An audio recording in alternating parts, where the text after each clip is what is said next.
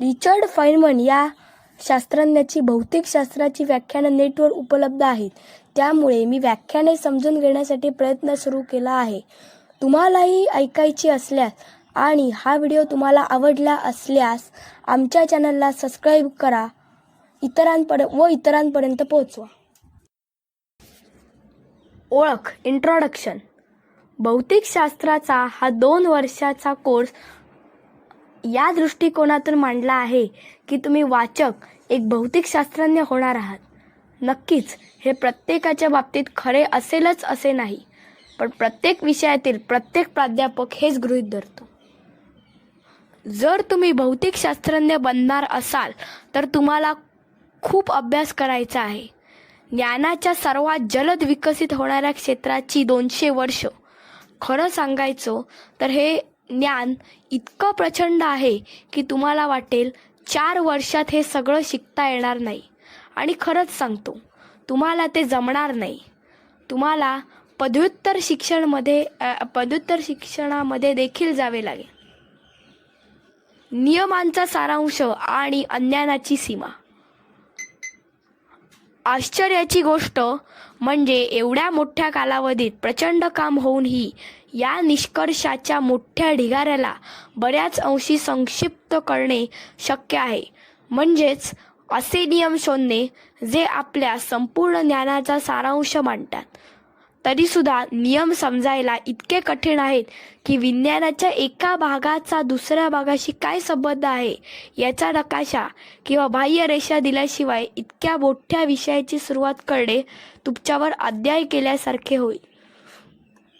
म्हणूनच या प्राथमिक गोष्टीनंतर पहिली 3 प्रकरणे भौतिकशास्त्राचा इतर विज्ञानांशी असलेला संबंध, या विज्ञानाचा एकमेकाशी असलेला संबंध आणि विज्ञानाचा अर्थ काय आहे हे स्पष्ट करतील, जेणेकरून आपल्याला या विषयाची एक जाणीव विकसित करता येईल.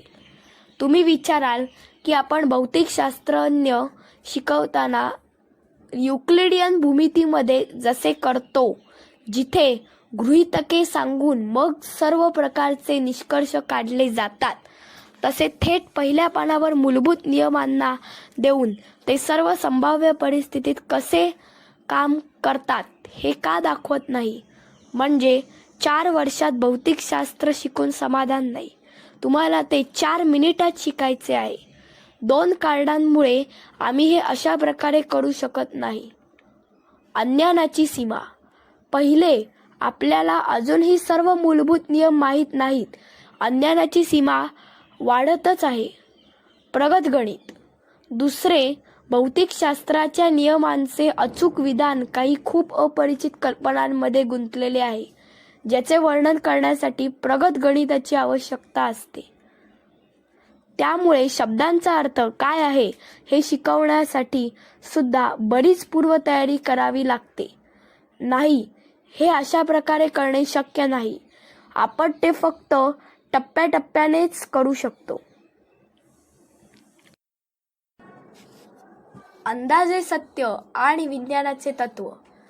निसर्गाच्या संपूर्ण ज्ञानाचा प्रत्येक तुकडा हा नेहमीच संपूर्ण सत्याच्या जवळ जाणारा एक अंदाजित सत्य असतो, किंवा आपल्याला माहीत असलेल्या मर्यादेपर्यंतचे संपूर्ण सत्य असते.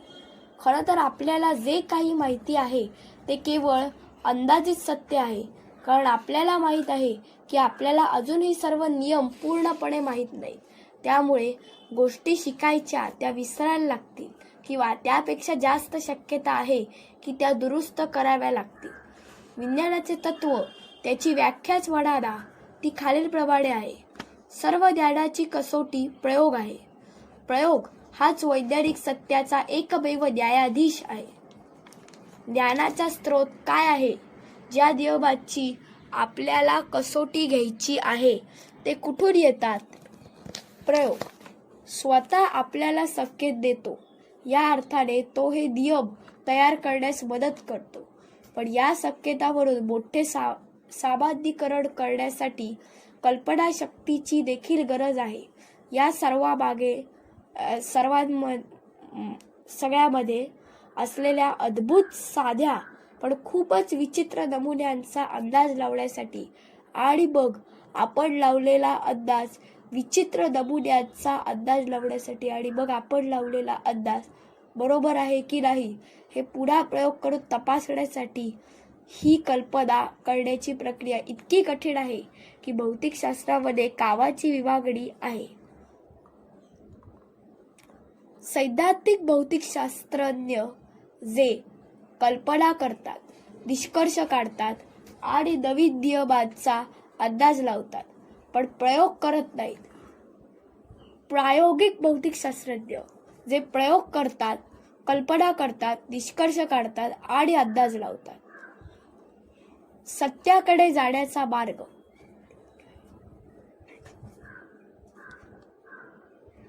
आपण म्हटलं की निसर्गाचे नियम अंदाजित आहेत की आधी आपल्याला चुकीचे नियम मिळतात आणि मग बरोबर नियम मिळतात. आता एखादा प्रयोग चुकीचा कसा असू शकतो? केवळ अचूक नसेल तरच. उदाहरणार्थ, वस्तूचे वस्तुमान कधीच बदलत नाही असे वाटायचे, म्हणून एक नियम तयार झाला. वस्तुमान स्थिर असते, ते वेगावर अवलंबून नसते. हा नियम आता चुकीचा असल्याचे आढळले आहे. वस्तुमान वेगाबरोबर वाढत असल्याचे आढळले आहे. एक खरा नियम असा आहे, जर एखादी वस्तू सेकंदाला 100 मैलांपेक्षा कमी वेगाने फिरत असेल तर तिचे वस्तुमान 10 लाख भागांमध्ये एका भागाच्या मर्यादेत स्थिर असते. सामान्य वेगासाठी आपण निश्चितच तो साधा स्थिर वस्तुमान नियम एक चांगला अंदाजित सत्य म्हणून वापरू शकतो, पण उच्च वेगांसाठी आपण चुकतो आणि वेग जितका जास्त तितकी आपली चूक मोठी. शेवटी आणि सर्वात मनोरंजक म्हणजे तात्विकदृष्ट्या आपण अंदाजित नियमासह पूर्णपणे चुकीचे आहोत. वस्तुमान अगदी थोडं बदलत असेल तरी जगाबद्दलची आपली संपूर्ण कल्पना बदलावी लागते. नियमांमागील तत्वज्ञानाबद्दल ही एक खूपच विचित्र गोष्ट आहे. अगदी लहानसा परिणाम देखील कधीकधी आपल्या कल्पनांमध्ये मोठे बदल घडवून आणतो. शिकवण्याची पद्धत. आता आपण आधी काय शिकवावे? सापेक्षतेचा सिद्धांत, चतुर्आयामी अवकाश काळ अशा कठीण वैचारिक कल्पनांसह असलेला बरोबर पण अपरिचित नियम शिकवावा का? की आधी साधा स्थिर वस्तुमान नियम शिकवावा जो फक्त अंदाजित आहे पण त्यात इतक्या कठीण कल्पना नाहीत? पहिले पर्याय अधिक रोमांचक आहे, पण दुसरा पर्याय सुरुवातीला समजायला सोपा आहे आणि पहिल्या कल्पनेच्या खऱ्या समजासाठी ते पहिले पाऊल आहे. भौतिकशास्त्रज्ञ शिकवताना हा मुद्दा वारंवार येतो. वेगवेगळ्या वेळी आपल्याला तो वेगवेगळ्या प्रकारे सोडवावा लागेल, पण प्रत्येक टप्प्यावर आज काय माहीत आहे, ते किती अचूक आहे, ते इतर सर्व गोष्टींमध्ये कसे बसते आणि जेव्हा आपल्याला अधिक ज्ञान मिळेल तेव्हा ते कसे बदलू शकते हे शिकणे महत्त्वाचे आहे. तर आता विज्ञानाच्या आपल्या आजच्या समजाचा नकाशा किंवा बाह्यरेषा पाहूया, जेणेकरून जेव्हा आपण नंतर एखाद्या विशिष्ट मुद्द्यावर लक्ष केंद्रित करू तेव्हा आपल्याला त्याची पार्श्वभूमी, तो मुद्दा का मनोरंजक आहे आणि तो या मोठ्या रचनेत कसा बसतो याची कल्पना येईल. तर जगाबद्दलचे आपले एकूण चित्र काय आहे? मॅटर अणूंनी बनलेले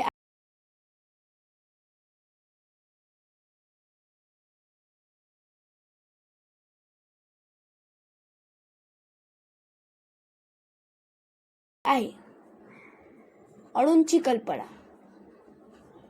समजा एका मोठ्या प्रलयात सर्व वैज्ञानिक ज्ञान नष्ट झाले आणि केवळ एकच वाक्य पुढच्या पिढ्यातील जीवांपर्यंत पोहोचवायचे असेल तर ते कोणते विधान असेल ज्यात कमीत कमी शब्दांमध्ये जास्तीत जास्त माहिती असेल?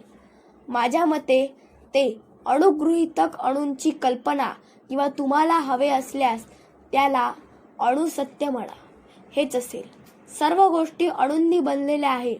ते लहान कण जे सतत गतीमध्ये फिरत असतात, थोडे दूर असताना एकमेकांना आकर्षित करतात, पण जवळ दाबल्यावर एकमेकांना दूर ढकलतात. तुम्ही पाहाल, फक्त या एका वाक्यात थोडी कल्पनाशक्ती आणि विचार वापरल्यास जगाबद्दल प्रचंड माहितीचा साठा आहे. अणुकल्पनेची शक्ती. पाण्याच्या थेंबाचे दर्शन.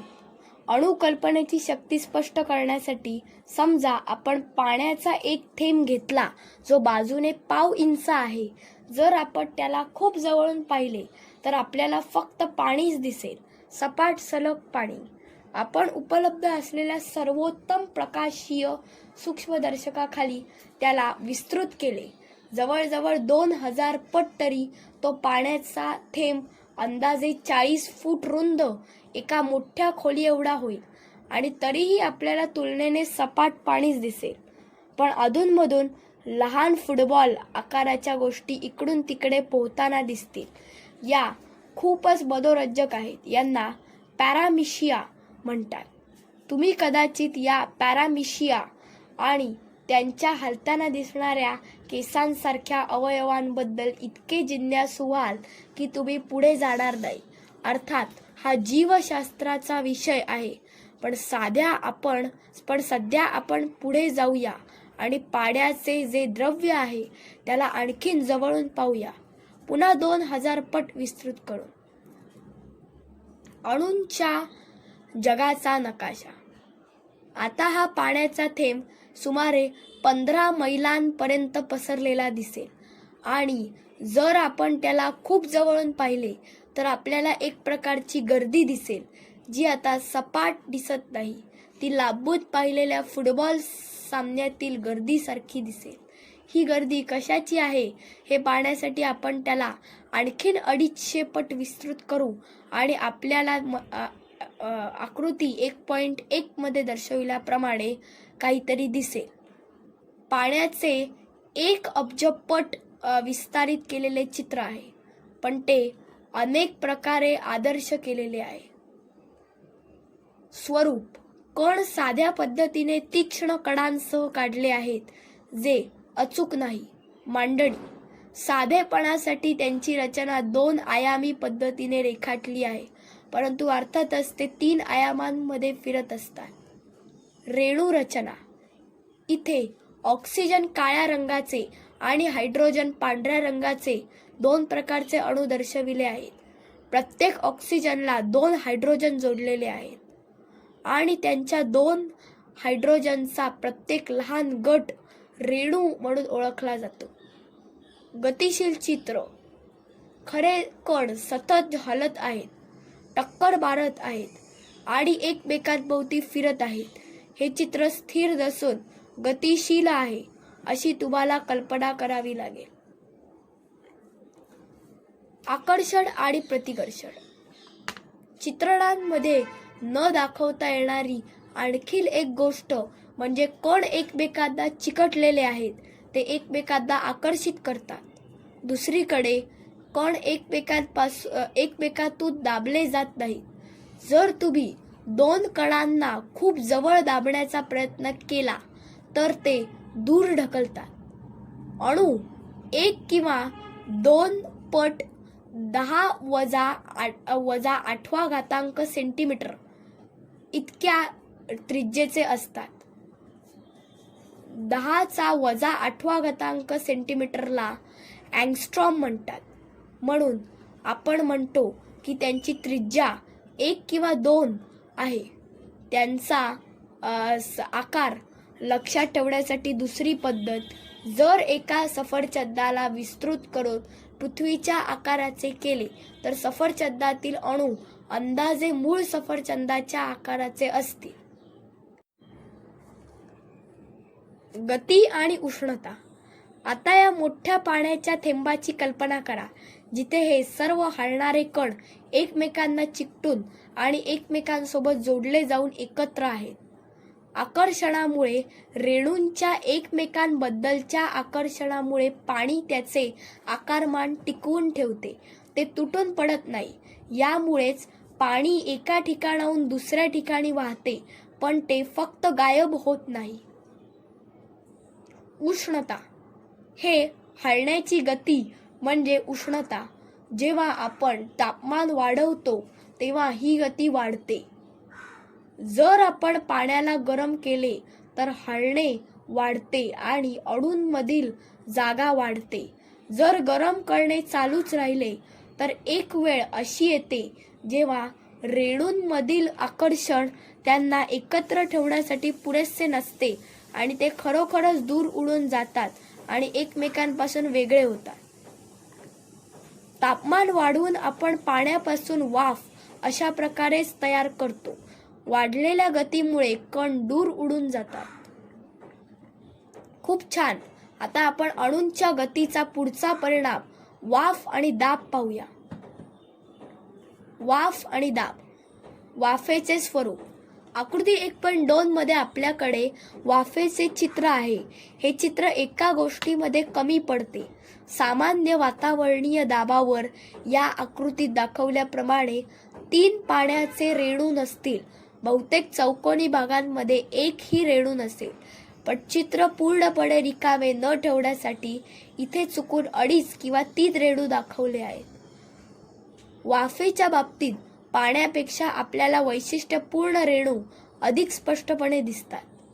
रेणूंची अचूक रचना. साधेपणासाठी रेणू हायड्रोजन अणूंमध्ये 120 अंश कोन असेल अशा प्रकारे काढले आहेत. प्रत्यक्षात हा कोन 105 अंश 3 मिनिट असतो आणि हायड्रोजनच्या केंद्रातील आणि ऑक्सिजनच्या केंद्रातील अंतर 0.957 अँगस्ट्रॉम असते. म्हणजे आपल्याला हा रेणू खूप चांगला माहीत आहे.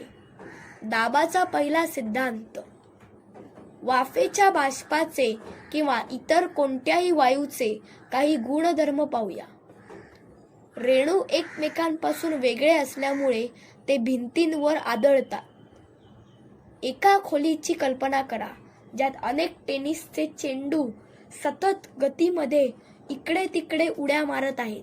जेव्हा ते भिंतीला आदळतात तेव्हा ते भिंतीला दूर ढकलतात.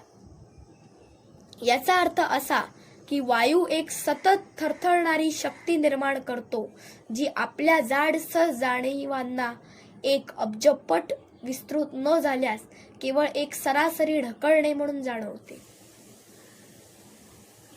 वायू बंदिस्त ठेवण्यासाठी आपल्याला दाब लावावा लागतो. आकृती 1.3 मध्ये वायू ठेवण्यासाठीचे एक मानक भांडे दाखवले आहे. एक पिस्टन असलेला दंडगोल.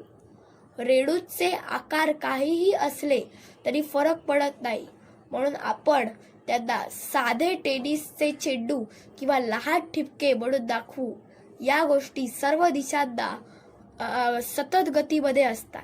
त्यापैकी इतके रेणू नेहमी वरच्या पिस्टनला आदळत असतात की या सततच्या आदळण्यामुळे तो टाकीतून बाहेर फेकला जाऊ नये म्हणून आपल्याला पिस्टनला एका विशिष्ट शक्तीने खाली धरून ठेवावे लागते, ज्याला आपण दाब म्हणतो. वास्तविक दाब गुणिले क्षेत्रफळ म्हणजे शक्ती. शक्ती ही स्पष्टपणे क्षेत्रफळाच्या प्रमाणात असते. कारण जर आपण क्षेत्रफळ वाढवले पण प्रत्येक घन सेंटीमीटरमध्ये रेणूंची संख्या 30 ठेवली तर पिस्टनवर होणाऱ्या टक्करांची संख्या देखील त्याच प्रमाणात वाढेल. दाब, घनता आणि तापमान. दाब आणि घनता. आता आपण या टाकीत दुप्पट रेणू भरूया, ज्यामुळे घनता दुप्पट होईल आणि त्याचा वेग म्हणजेच तापमान तेवढाच ठेवूया. टक्करींची संख्या दुप्पट. तर एका जवळच्या अंदाजानुसार टक्करांची संख्या दुप्पट होईल आणि प्रत्येक टक्कर पूर्वीसारखीच ऊर्जावान असल्याने दाब घनतेच्या प्रमाणात असतो. अचूकता. अणूंमधील शक्तीचा खरे स्वरूप पाहिल्यास आकर्षणामुळे दाब किंचित कमी होण्याची आणि त्याच्या मर्यादित आकारमानामुळे किंचित वाढण्याची अपेक्षा असते. तरीसुद्धा घनता पुरेशी कमी असल्यास उत्कृष्ट अंदाजानुसार दाब घनतेच्या प्रमाणात असतो. दाब आणि तापमान. आपण आणखीन एक गोष्ट पाहू शकतो. जर आपण वायूची घनता न बदलता तापमान वाढवले म्हणजे अणूंचा वेग वाढवला तर दाबाचे काय होईल? कठोर आणि वारंवार टक्कर. अणू जलद वेगाने फिरत असल्यामुळे ते जोरदार आदळतात आणि या व्यतिरिक्त ते अधिक वारंवार आदळतात, त्यामुळे दाब वाढतो. अणु सिद्धांताच्या कल्पना किती सोप्या आहेत हे तुम्हाला दिसते. दाब आणि उष्णता निर्मिती. आणखीन एका परिस्थितीचा विचार करूया. समजा पिस्टन आत सरकतो, ज्यामुळे अणू हळूहळू लहान जागेत दाबले जातात. हलत्या पिस्टनला जेव्हा एखादा अणू आदळतो तेव्हा टक्करेमधून त्याला वेग मिळतो, ऊर्जा मिळणे. उदाहरणार्थ, तुम्ही एका पुढे सरकणाऱ्या पॅडलला पिंग पॉंग चेंडू आदळवून पाहू शकता. तो आदळण्यापूर्वीच्या वेगापेक्षा अधिक वेगाने दूर जाईल. म्हणून पिस्टन पासून दूर जाणारे अणू आदळण्यापूर्वीपेक्षा अधिक गरम झालेले असतात. याचा अर्थ भांड्यात असलेले सर्व अणूंनी वेग मिळवलेला असेल. याचा अर्थ असा की जेव्हा आपण वायूला हळूहळू दाबतो तेव्हा वायूचे तापमान वाढते. त्यामुळे हळू दाबण्याखाली वायूचे तापमान वाढते आणि हळू विस्ताराखाली ते कमी होते. कमी तापमान आणि स्फटिक रचना. द्रवातून स्थायूमध्ये रूपांतर. आता आपण आपल्या पाण्याच्या थेंबाकडे परत वळूया आणि दुसऱ्या दिशेने पाहूया. समजा आपण पाण्याच्या थेंबाचे तापमान कमी केले, याचा अर्थ पाण्यातील रेणूंचे हलणे हळूहळू कमी होत आहे. आपल्याला माहित आहे की अणूंमध्ये आकर्षण शक्ती असते, त्यामुळे थोड्या वेळाने ते इतके चांगले हलू शकणार नाहीत. खूप कमी तापमानाला काय होते? आकृती 1.4 मध्ये दर्शविले आहे. रेणू एका नमुन्यात स्थिरावतात, जे बर्फ आहे. मनोरंजक मुद्दा हा आहे की या द्रव्यांमध्ये प्रत्येक अणूसाठी एक निश्चित जागा असते. जर आपण एका टोकाकडील सर्व अणूंना एका विशिष्ट मांडणीत धरून ठेवले तर या ठळक आंतरजोडणीमुळे आपल्या विस्तृत प्रमाणावर मैलो दूर असलेल्या दुसऱ्या टोकाची निश्चित जागा असेल. याआधी स्थायू अशा आलेल्या शब्दाला तुम्ही घनवस्तू असे समजावे. घनवस्तू आणि द्रवातील फरक. जर आपण बर्फाची सुई एका टोकाला धरली तर दुसरे टोक त्याला बाजूला ढकलण्यास विरोध करते. पाण्याच्या बाबतीत असे नसते, कारण वाढलेल्या हलण्यामुळे रचना तुटलेली असते आणि अणू सर्व वेगवेगळ्या प्रकारे फिरत असतात. घनवस्तू अणू एका स्फटिक रचनेत मांडलेले असतात. त्यांच्यात लांब अंतरावर यादृच्छिक जागा नसते. स्फटिकाच्या एका बाजूच्या अणूंची जागा लाखो अणू दूर असलेल्या दुसऱ्या बाजूच्या अणूंनी निश्चित होते. समरूपता. आकृती 1.4 ही बर्फाची कल्पित रचना असली तरी त्यातील एक बरोबर वैशिष्ट्य म्हणजे त्यात षटकोनी समरूपतेचा भाग आहे. चित्राला एका अक्षाभोवती 60 अंशाने फिरवल्यास ते स्वतःसारखेच दिसते. ही समरूपता बर्फाच्या कडाच्या 6 बाजूच्या स्वरूपासाठी जबाबदार असते. बर्फ वितळल्यावर संकोच का होतो? आकृती 1.4 मधून आपण आणखीन एक गोष्ट पाहू शकतो. बर्फ वितळल्यावर संकोच का होतो? भोके. बर्फाच्या या विशिष्ट स्फटिक नमुन्यात अनेक भोके आहेत, जशी खऱ्या बर्फाच्या रचनेत असतात. संकोच. जेव्हा ही रचना तुटते तेव्हा भोके रेणूंनी व्यापली जाऊ शकतात. बहुतेक साधे पदार्थ वितळल्यावर विस्तारित होतात, कारण घनवस्तू स्फटिकामध्ये अणू जवळून पॅक केलेले असतात. पण पाण्याची मोकळी रचना तुटल्यावर संकोचते. परमशून्य. बर्फाला टणक स्फटिक स्वरूप असले तरी त्याचे तापमान बदलू शकते. बर्फात उष्णता असते. बर्फातील उष्णता म्हणजे काय? अणू स्थिर उभे नसतात, ते हलत आणि कंप पावत असतात. तापमान वाढवल्यावर ते अधिक मोठ्या कंपनासह कंप पावतात.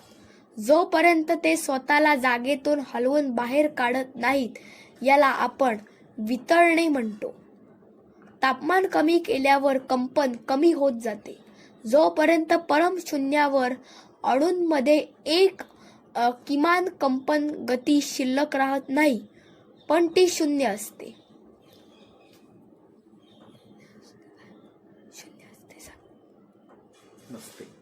पण ती शून्य नसते. अणूंची ही किमान गती पदार्थाला वितळण्यासाठी पुरेशी नसते. पण एक अपवाद आहे. हिलियम परमशून्यावर देखील गोठत नाही, कारण गोठण्यासाठी पुरेशी गती अजूनही शिल्लक असते. दाब इतका वाढवल्यास की अणू एकत्र दाबले जातील तरच आपण त्याला घनवस्तू बनवू शकतो.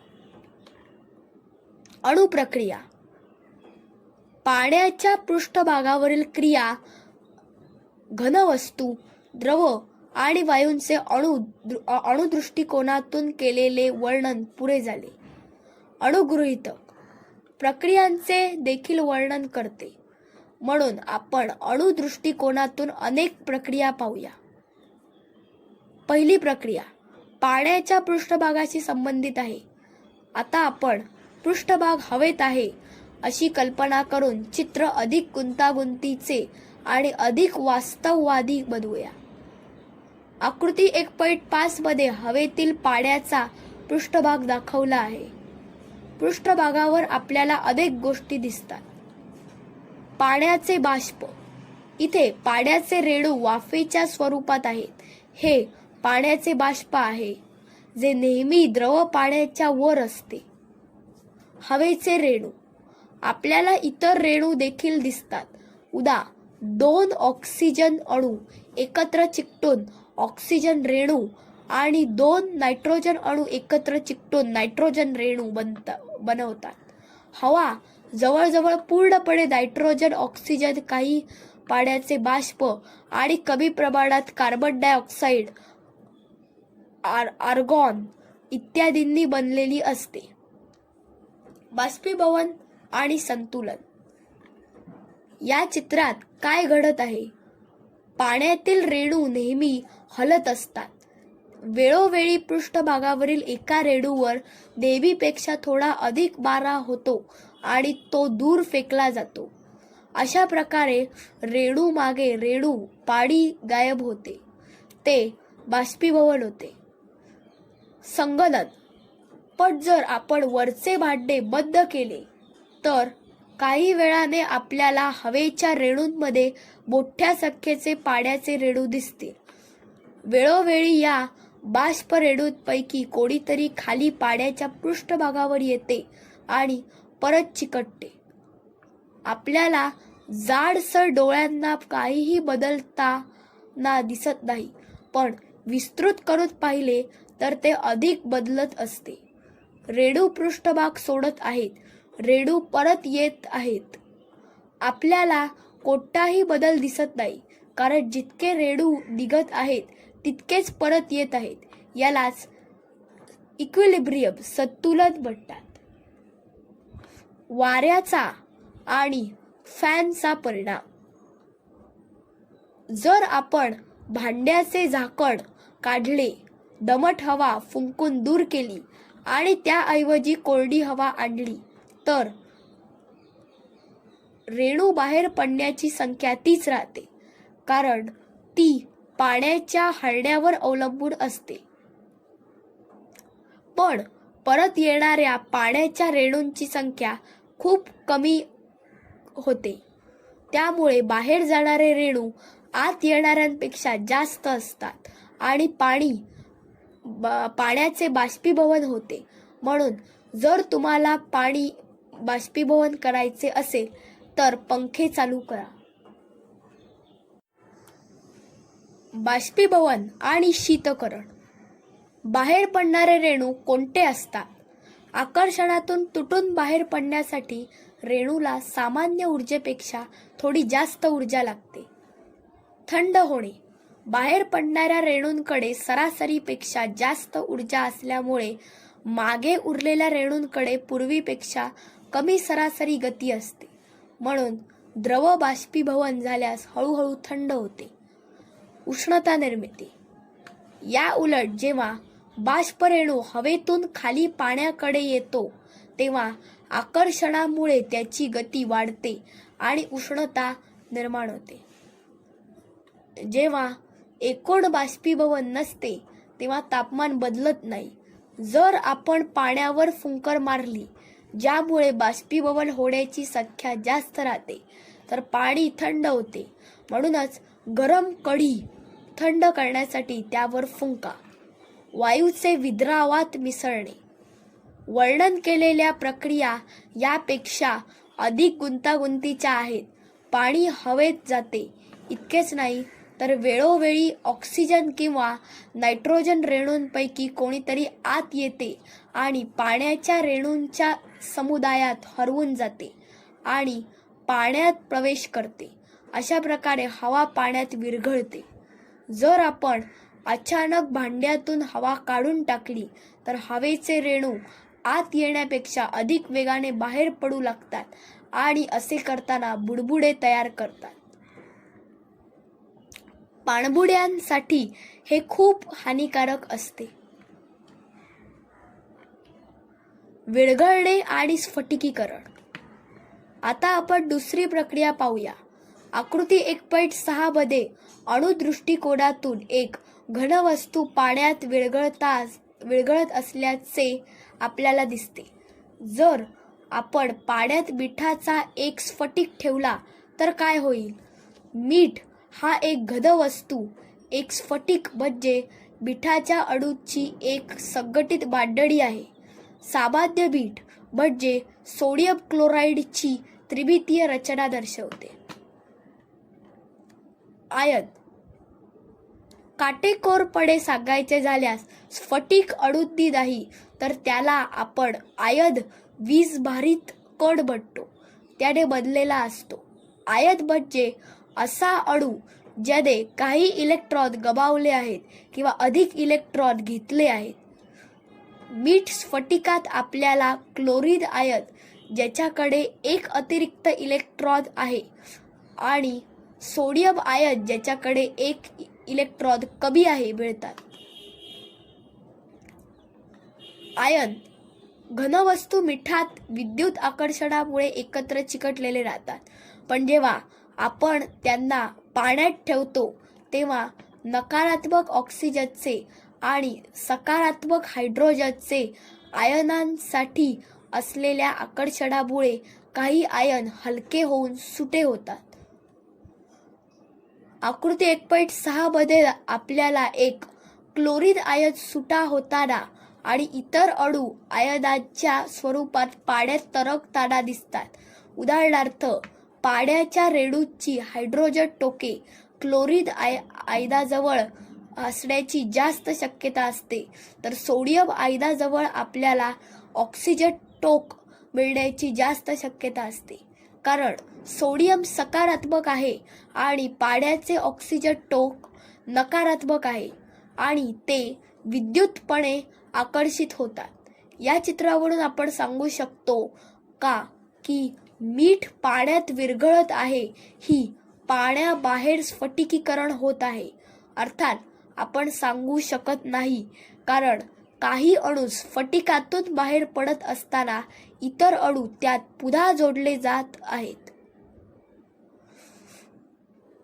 ही प्रक्रिया बाष्पीभवनाप्रमाणे एक गतिशील आहे आणि ती संतुलनासाठी लागणाऱ्या मिठापेक्षा पाण्यात जास्त मीठ आहे की कमी यावर अवलंबून असते. संतुलन म्हणजे अशी स्थिती जिथे अणू बाहेर पडण्याचा दर आणि परत येण्याचा दर समान जुळतो. जर पाण्यात जवळपास मीठ नसेल तर परत येण्यापेक्षा जास्त अणू बाहेर पडतात आणि मीठ विरघळते. जर या उलट खूप जास्त मिठाचे अणू असतील तर बाहेर पडण्यापेक्षा जास्त अणू परत येतात आणि मिठाचे स्फटिकीकरण होते. रेणू संकल्पनेची सीमा. प्रसंगाने आपण नमूद करतो की कोणत्याही पदार्थाची रेणू ही संकल्पना केवळ अंदाजित आहे आणि ती फक्त एका विशिष्ट वर्गातील पदार्थासाठी अस्तित्वात आहे. पाण्याच्या बाबतीत हे स्पष्ट आहे की 3 अणू प्रत्यक्षात एकत्र चिकटलेले आहेत. घनवस्तूमध्ये सोडियम क्लोराईडच्या बाबतीत हे इतके स्पष्ट नाही. तिथे सोडियम आणि क्लोरीन आयनाची फक्त एक घदीय नमुन्यात मांडणी आहे. त्यांना मिठाचे रेणू म्हणून गटबद्ध करण्याचा कोणताही नैसर्गिक मार्ग नाही. तापमानाचा विद्रावावर परिणाम. विद्राव आणि अवक्षेपणाच्या आपल्या चर्चेकडे परत येत, जर आपण मिठाच्या विद्रावाचे तापमान वाढवले तर अणू दूर नेण्याचा दर वाढतो आणि अणू परत आणण्याचा दर देखील वाढतो. साधारणपणे हे कोणत्या दिशेने जाईल, घनवस्तूचा अधिक भाग विरघळेल की कमी याचा अंदाज करणे खूप कठीण आहे. बहुतेक पदार्थ तापमान वाढल्यावर जास्त विरघळतात, पण काही पदार्थ कमी विरघळतात.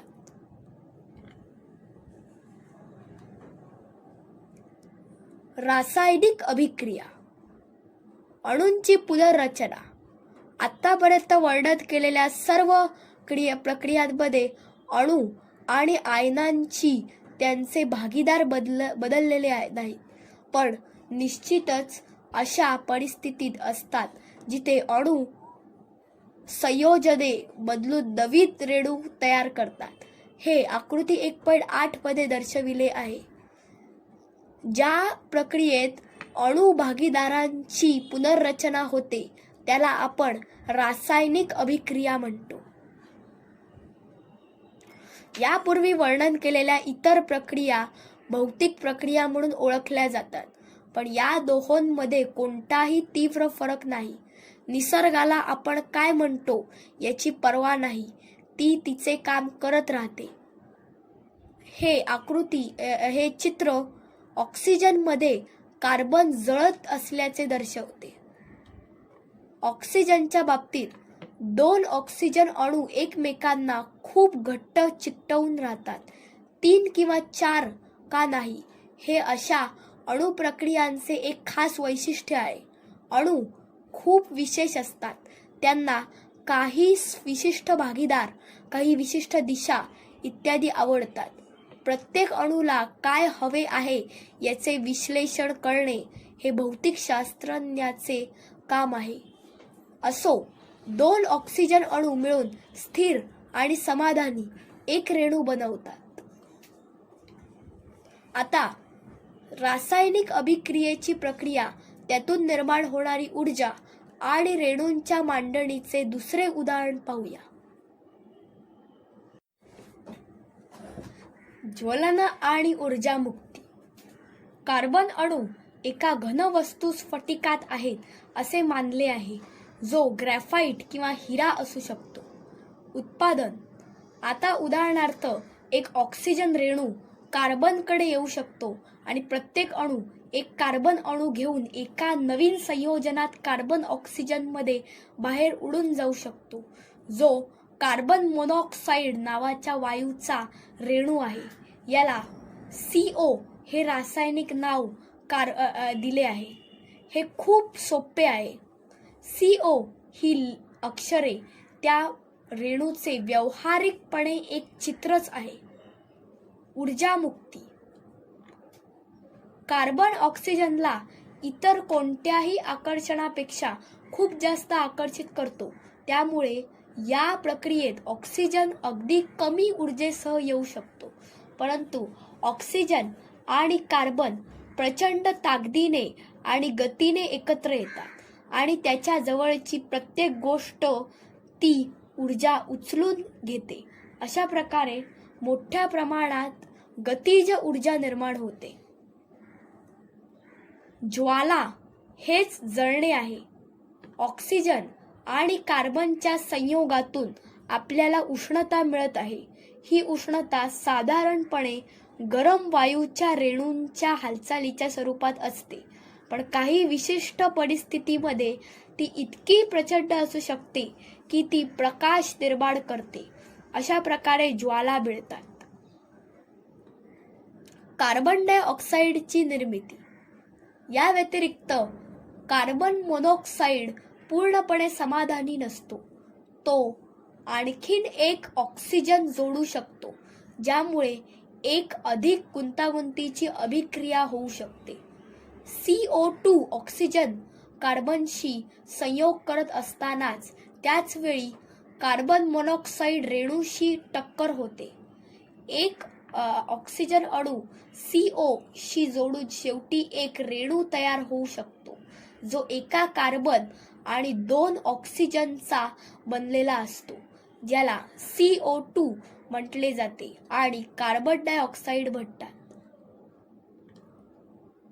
जर आपण कार्बनला खूप कमी ऑक्सिजन मध्ये खूप जलद अभिक्रियेत जळवले, उदाहरणार्थ मोटारीच्या इंजिनमध्ये जिथे स्फोट इतका जलद होतो की कार्बन डायऑक्साईड बनवायला वेळ मिळत नाही, तेव्हा लक्षणीय प्रमाणात कार्बन मोनॉक्साईड तयार होतो.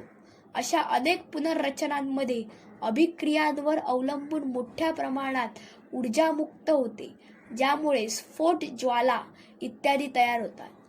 रसायनशास्त्रज्ञांनी अणूंच्या या मांडणीचा अभ्यास केला आहे आणि त्यांना आढळले आहे की प्रत्येक पदार्थ हा अणूंच्या कोणत्या तरी प्रकारच्या मांडणीचा असतो. गंधाची अणू संकल्पना. या कल्पनेचे स्फटिकीकरण देण्यासाठी दुसरे एक उदाहरण पाहूया. जर आपण लहान व्हायोलेट फुलांच्या शेतात गेलो तर तो गंध कशाचा आहे हे आपल्याला माहीत आहे. तो एक प्रकारचा रेणू आहे किंवा अणूंची मांडणी आहे जो आपल्या नाकात प्रवेश करतो. तो आत कसा आला हे खूप सोपे आहे. जर गंध हवेतील एक प्रकारचा रेणू असेल जो इकडे तिकडे हलत आणि आदळत असेल, तर तो अपघाताने नाकात प्रवेश करू शकतो. त्याला निश्चितपणे आपल्या नाकात जायची कोणतीही विशिष्ट इच्छा नसते. तो केवळ रेणूंच्या गर्दीचा एक असहाय्य भाग असतो आणि त्याच्या उद्देशहीन भटकण्यामध्ये ही विशिष्ट द्रव्याची गुठळी चुकून नाकात येते. हा रेणूंच्या शोध कार्याचा भाग खूपच रोमांचक आहे. अणूंची नेमकी मांडणी. रेणूंचे विश्लेषण. रसायनशास्त्रज्ञ व्हायोलेटच्या गंधासारखे विशेष रेणू घेऊन त्यांचे विश्लेषण करू शकतात आणि अवकाशातील रेणूंची नेमकी मांडणी आपल्याला सांगू शकतात. आपल्याला माहित आहे की कार्बन डायऑक्साईड रेणू सरळ आणि सममितीय असतो. OCO हे भौतिक पद्धतीने देखील सहज निश्चित केले जाऊ शकते. तथापि रसायनशास्त्रात असलेल्या अणूंच्या खूपच गुंतागुंतीच्या मांडणीसाठी देखील एका लांब उल्लेखनीय शोध कार्याद्वारे अणूंची मांडणी शोधता येते. व्हायोलेटच्या गंधाचा. आकृती 1.9 मध्ये व्हायोलेटच्या जवळच्या हवेचे चित्र आहे. इथे आपल्याला हवेतील नायट्रोजन आणि ऑक्सिजन तसेच पाण्याचे बाष्प दिसते. पाण्याचे बाष्प का असते? कारण व्हायोलेट ओलसर असते. सर्व वनस्पती बाष्पोत्सर्जन करतात. या व्यतिरिक्त आपल्याला कार्बन अणू, हायड्रोजन अणू आणि ऑक्सिजन अणूंनी बनलेला एक राक्षस देखील दिसतो, ज्याने एका विशिष्ट नमुन्यात स्वतःला मांडले आहे. मांडणी कार्बन डायऑक्साईड पेक्षा खूपच गुंतागुंतीची आहे, किंबहुना ती अतिशय गुंतागुंतीची मांडणी आहे. दुर्दैवानं आपल्याला रासायनिक दृष्ट्या माहीत असलेली प्रत्येक गोष्ट आपण चित्रात दाखवू शकत नाही, कारण सर्व अणूंची अचूक मांडणी प्रत्यक्षात 3 आयामांमध्ये माहीत आहे, तर आपले चित्र फक्त 2 आयामांमध्ये आहे. 6 कार्बन जे कडी तयार करतात ते सपाट कडी नसतात, तर एका प्रकारची पकरलेली कडी असते. सर्व कोन आणि अंतरे माहीत आहेत. रासायनिक सूत्राचा अर्थ. म्हणूनच एक रासायनिक सूत्र म्हणजे अशा रेणूचे फक्त एक चित्र असते. जेव्हा रसायनशास्त्रज्ञ अशी एखादी गोष्ट फळ्यावर लिहितो तेव्हा तो अंदाजे 2 आयामांमध्ये चित्र काढण्याचा प्रयत्न करत असतो. उदाहरणार्थ, आपल्याला 6 कार्बनची एक कडी दिसते आणि तिच्या शेवटी कार्बनची एक साखळी लटकलेली दिसते, ज्याच्या दुसऱ्या टोकाला ऑक्सिजन, त्या कार्बनला जोडलेले 3 हायड्रोजन आणि इथे वर चिकटलेले 2 कार्बन आणि 3 हायड्रोजन इत्यादी दिसतात.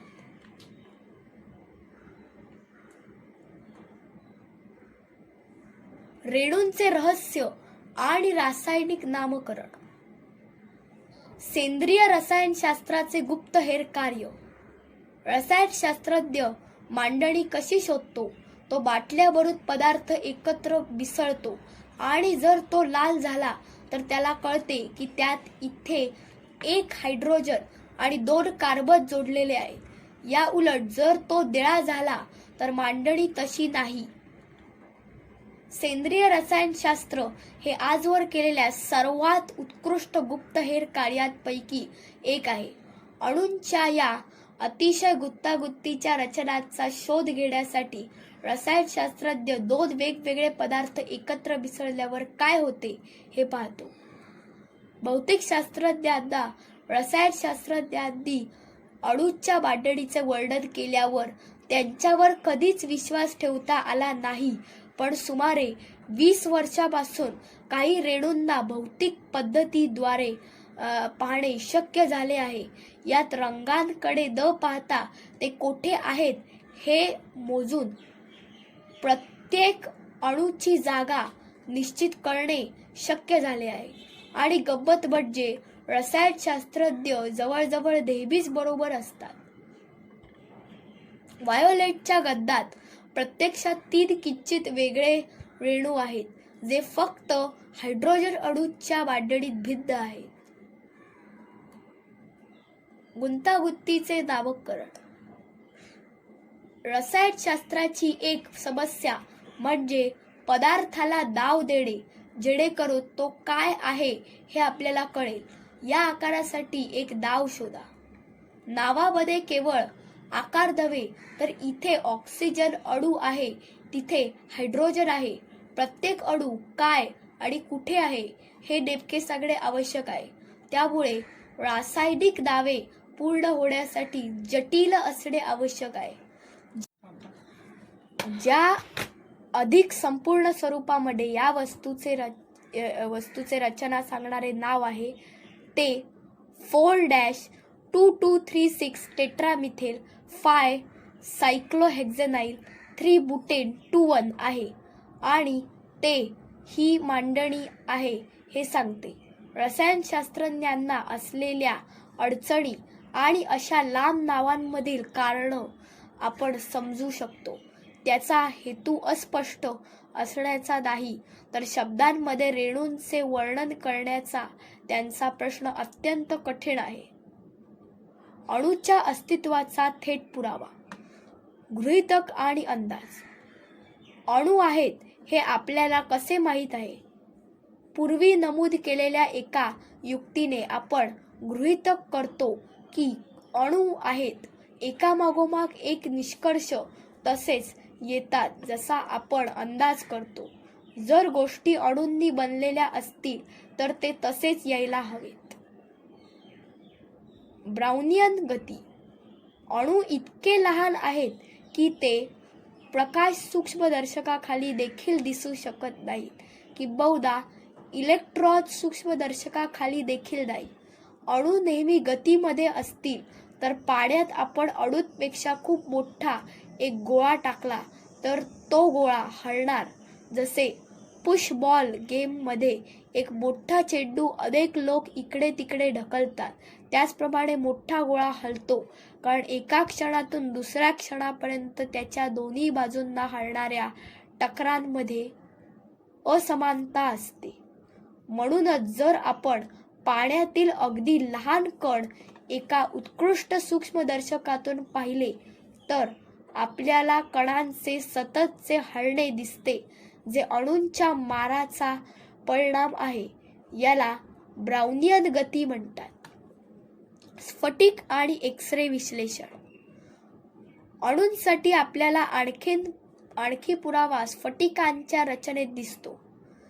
अनेक प्रकरणांमध्ये क्ष-किरण विश्लेषणाने काढलेल्या रचना निसर्गात दिसणाऱ्या स्फटिकाच्या आकाराशी त्याच्या अवकाशीय आकारांमध्ये जुळतात.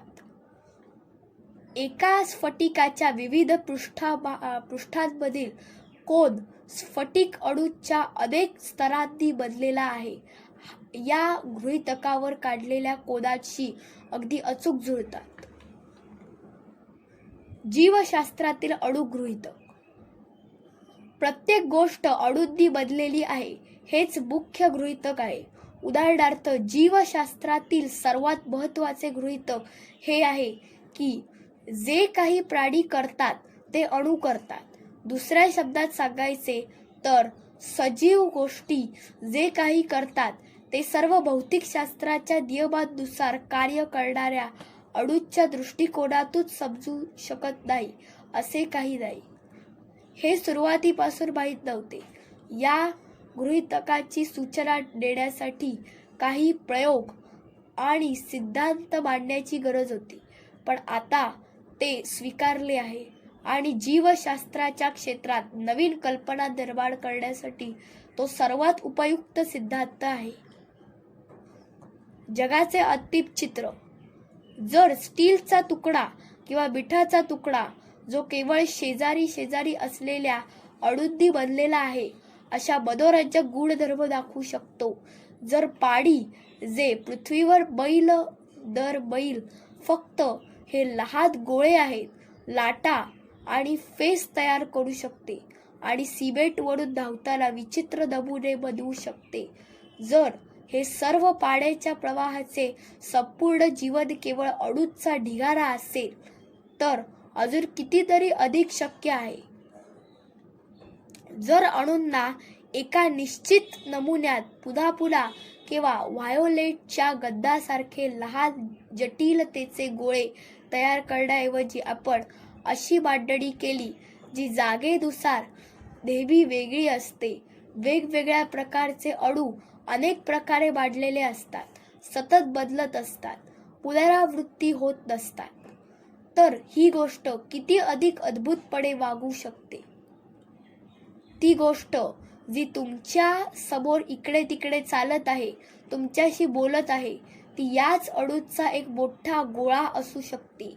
एका खूपच जटिल रचनेत त्याची केवळ तीव्र जटिलता पाहून ते काय करू शकते याची कल्पना करणेही कठीण जाते का?